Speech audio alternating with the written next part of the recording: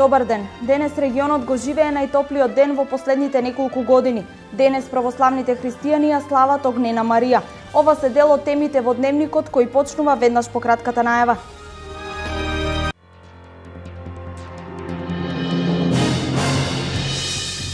За една година во Пробишти треба да проработи леарница за железо и алуминиум на компанијата Cranfield Foundry. За почеток ќе бидат вработени околу 300 лица.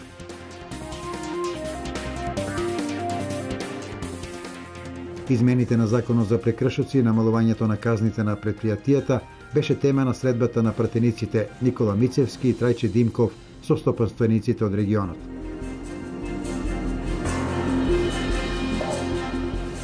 Адам Мепсо со апел до земјоделците внимателно да ракуваат со цевките за наводнување и другата земјоделска механизација кога се во близина на далеководите и преносната мрежа.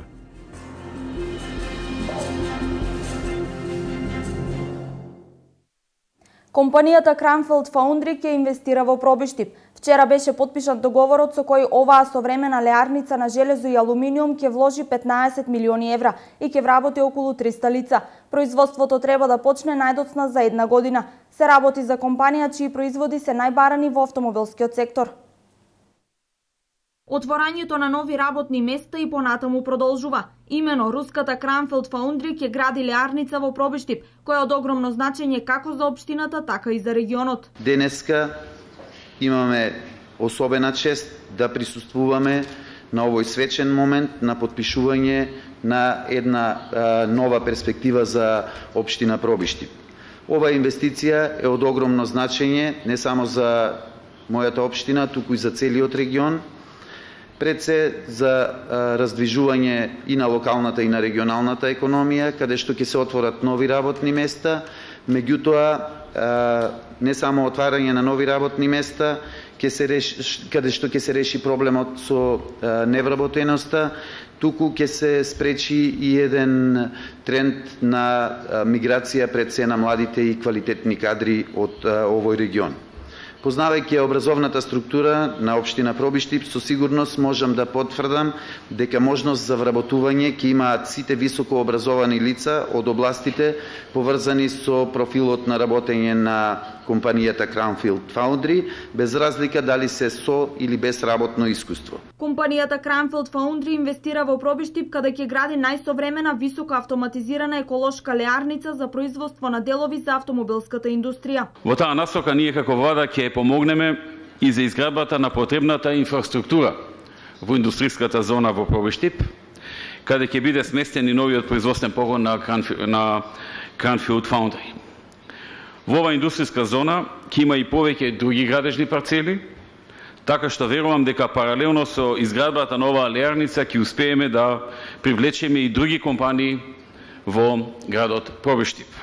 После година и пол разговори, подготовки, изготвување на потребни документации, прописи, дојдовме до фаза на потпишување на договор за градба на леарница за автоделови во нашата општина Пробиштип, која што ќе вработи околу 280 лица за почеток.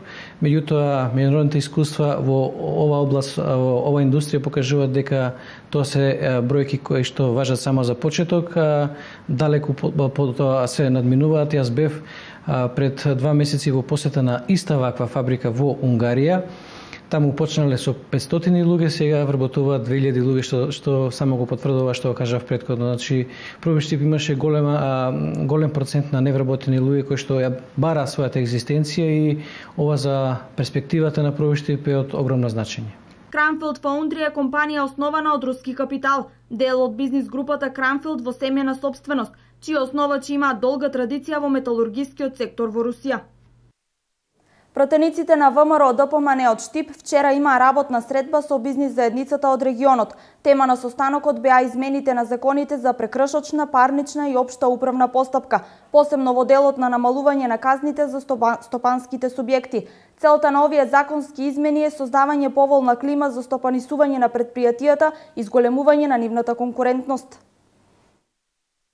Во текот на минатата недела македонските пратеници ги изгласаа измените на неколку постоечки закони, како што се Законот за прекршоци, за парнична постапка и Законот за општа управна постапка. Бидејќи Законот за прекршоци предизвика најголемо одобрување од бизнис заедницата, измените во овој закон беа тема на синокешната средба на пратениците од Штип Никола Мицевски и Трајче Димков со сопствениците на мали и средни предпријатија. Најинтересен од сите овие закони е Законот за прекршоци, кој што поведува едно нивелирање на санкциите и намалувањето на самите санкции за едно минимум од 1 до 7 пати, значи намалување, што значи ќе имаме нивелирање на санкциите по одредени критериуми. Ова е една од значи предизборните ветувања на ВМРО ДПМН. Морам да појаснам за гледачите дека Истото беше потегнато уште минатата година, веднаш по завршување на изборите, меѓутоа поради тоа што се бараше двотретинско мнозинство, законот чекаше да се создадат услови за да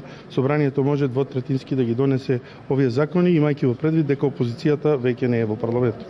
Синокешната средба беше одржана со цел да се слушне мислењето на сопствениците на мали и средни предпријатија. Идејата наша всушност е да го презентираме, да го кажеме, меѓутоа да ги слушнеме уште еднаш какви се очекувањето од овој закон и доколку има потреба да коригираме уште нешто, бидејќи на тој начин работиме. Вие знаете ние дека секојдневно се среќаваме со граѓаните и ќе се потрудиме и овој пат да ги слушнеме. Верувам дека ќе имат некои забелешки кои ќе пренесеме во централата со надеж дека ќе се подобрат овие услови за развој на стопанството во Штип и во Македонија. Со оглед на тоа дека има измени и во останатите закони, фирмите ќе работат послободно и без притисок. Знаете дека данъчното ослободување, пензиското ослободување, новите вработувања, значи начинот на вработување кај што се ослободуваат одредени целни групи и други сет на можности за формирање регистрација на фирми ги го леснуваат можноста на стопанствениците за подобар нивни развој. Изедначеноста на високите казни како за големите, така и за малите фирми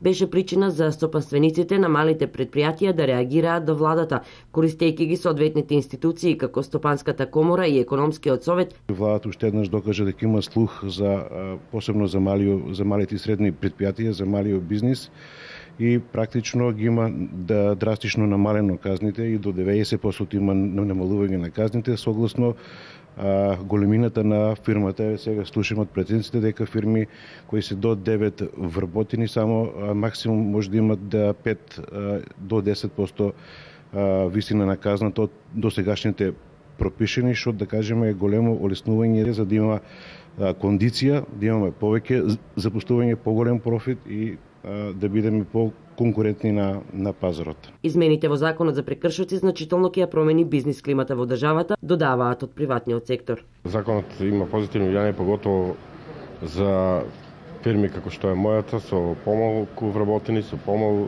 приход, бидејќи казните беа незамисливо израмнети со фирми со 300 вработени, со фирми со 10 луѓе вработени.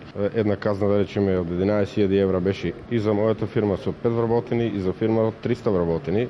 Притисокот стана беше голем со застрашувачки енормно високи казни, ние фактички работевме под притисок. Трите критериуми според кои ќе се нивелира санкционирањето на малите и средни предпријатија се вкупниот приход остварен во претходната фискална година, просечниот број на вработени на крајот на претходниот месец во однос на месецот во кој е сторен прекршокот и претходното поведение на сторителот. Денес во Штип се вршат подготовки пред асфалтирање на неколку улици. Во населба Долна Железничка завршена е реконструкцијата на водоводната и канализационата мрежа и почнува поставувањето на асфалт. Од денес почнува замената на дотреената водоводна мрежа и на улица Никола Карев, а стартува асфалтирањето на улицата Маршал Тито.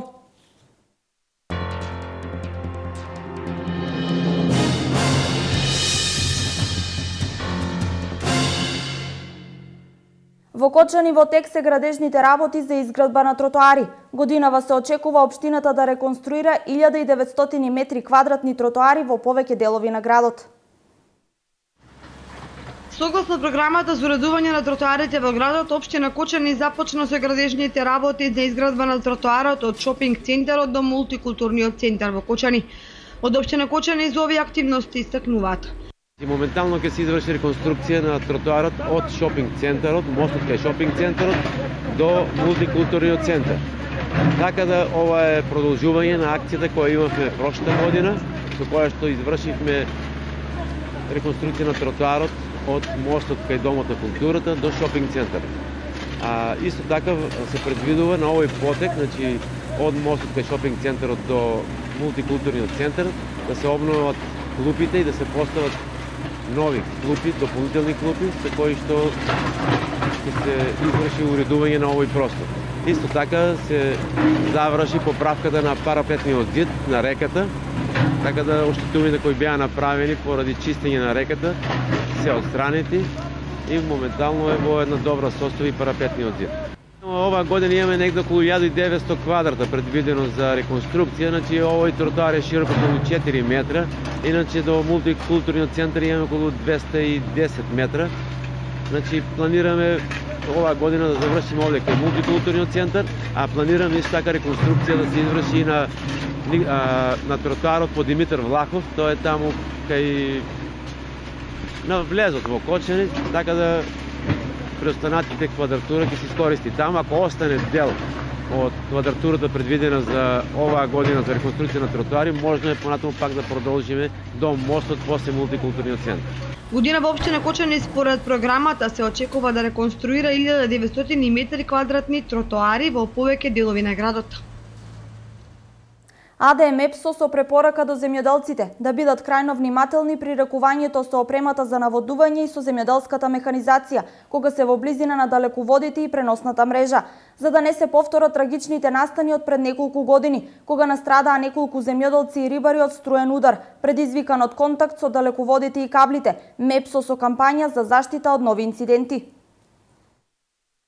Сезоната за наводнување е ризична за земјоделците. Поради ова МЕПСО со апел до сите земјоделци за крајна внимателност додека ракуваат со опремата за наводнување, со земјоделската механизација, како и со додатна земјоделска механизација во близина или во трасите на далеководите од преносната мрежа. МЕПСО како оператор на електропреносниот систем во овие летни денови кога е воек најфреквентно наводнувањето на земјоделските површини, апелира до сите земјоделци и ги предупредува да бидат особено внимателни кога ракуваат со опремата за наводнување. Тоа значи да бидат особено внимателни и опрема за наводнување, цевководни системи и прскалки да не поставуваат во трасите на далеководот или во близина на далеководните траси. Затоа што со тоа се изложуваат на огромен ризик заради тоа што водата е проводник, а и цевките кои што најчесто се изработени од алуминиум се исто така проводници, со невнимателно манипулирање и нивна употреба се изложуваат на ризик по нивниот живот, а воедно го ставаат во ризик и навременото и непрекинато снабдување со електрична енергија на електропреносниот систем. Овој апел освен за земјоделците се однесува и на спортските риболовци, да бидат особено внимателни при манипулација со риболовните стапови во близина на далеководи, бидејќи пред неколку години имаше серија несреќи, дел од нив со фатални последици. МЕПСО започна со оваа иницијатива да апелира редовно во сезоните за наводнување до земјоделците. Пред 4 години кога имаше еден несреќен случај во Овчеполието, кога едно лице заврши со фатални последици по животот, токму заради невнимателно ракување со системот за наводнување. Инаку МЕПСО, односно Македонски електропреносен систем оператор, е компанија во целосна државна сопственост, која е формирана во 2005 година, чија основна дејност е непречен пренос на електричната енергија низ високонапонската мрежа, управување со електроенергетскиот систем и редовен и навремен ток на електрична енергија до своите клиенти. Православните христијани денеска го слават празникот на светата маченичка Марина, познат во народот како Огнена Марија, почитувана како борец за верата Христова и заштитник на жените. Според народното верување, Света Марина пали и казнува со оган и спаѓа во огнените светци. Според народната традиција, на овој празник гори небото и земјата и не се работи ништо заради заштита од пожари и громови.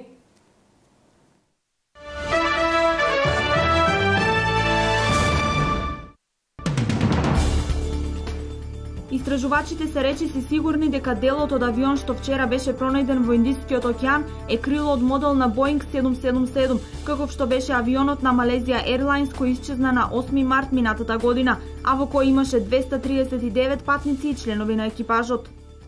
Земјотрес со интензитет од 5,3 степени според Рихтеровата скала го потресе утринава брегот на австралиската држава Квинсленд. Ова е најсилниот земјотрес во изминатите 80 години кој ја погодил оваа држава. Епицентарот на потресот се наоѓал на копно на 100 км од островот Фрейзер во Коралното море, на длабочина од 30 км под површината на земјата. Организаторот на бомбашките напади во Мумбај во 1993 година, Јакуб Мемон, беше обесен откако индискиот претседател не го одложи извршувањето на пресудата. Мемон беше обесен во затвор заради улогата во најкрвавиот терористички напад во историјата на Индија. Тој беше обвинет дека ги финансирал бомбашките напади и судот во Мумбај го осуди на смрт во 2007 година.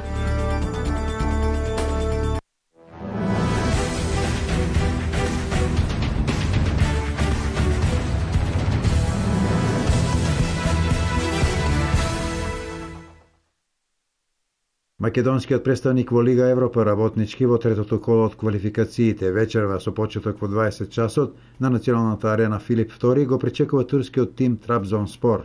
Според реномето и настапите досега во Еврокуповите гостите ја имаат улогата. Тренерот на работнички Игор Ангеловски во пресред на првиот надпревар од третото коло во квалификациите за Лига Европа против Трабзонспор најави борбена игра и максимално залагање на неговите избраници. Сите знаеме каков тим има Трабзонспор, но ние нема да се предадеме. Моите фудбалери ќе мора да дадат максимум за да стигнеме до повален резултат против квалитетниот ривал. Ние од дуелите со турскиот представник само може да добиеме. Остануваме на нашата игра, нема да се браниме со сите сили, напротив ќе играме офанзивно, изјави на денешната пресконференција тренерот на романтичарите. Капитенот Бажи Илиевски очекува повторно да се запише во листата на стрелците и како што рече тој е дури и посигурен дека ќе ја затресе противничката мрежа.